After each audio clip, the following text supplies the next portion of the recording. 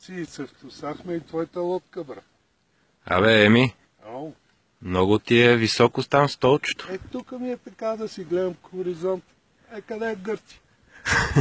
Чакай да се изправя. Какво вадиш, бе? Вади сам. Я. Кой е воблер? Не знам. Казах ли те, че той е убиеца на шугун?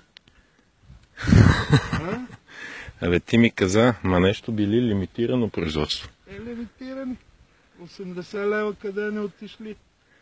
6 сома съм фанал на това извод с него. Това е по-добро обаче. Натискаш. Абе, влезнахме уж да видим как върви лодката и какво стана. Влезнахме и какво? Викам ти, дай да пуснем това воблер, че тук винаги ми зима преди завоя.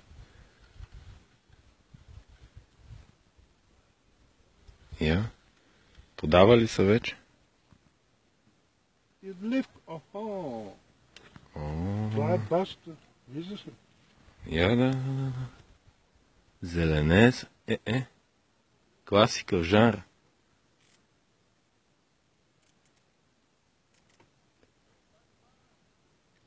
Тишина. Тишина от Георги Минчев. Покажи сега как... Подай ми, ма. Как си... твоята лодка да видя, че тук много се клати. Нали е Линдър? Моля да не ти резна кончето.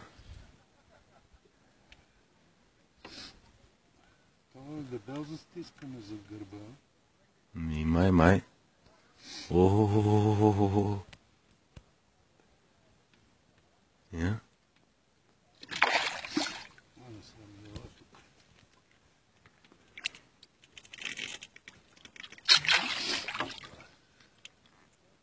В устата, бе. Не, отвънка се, нали знаеш как се води. Аз знам, врата му нещо борет.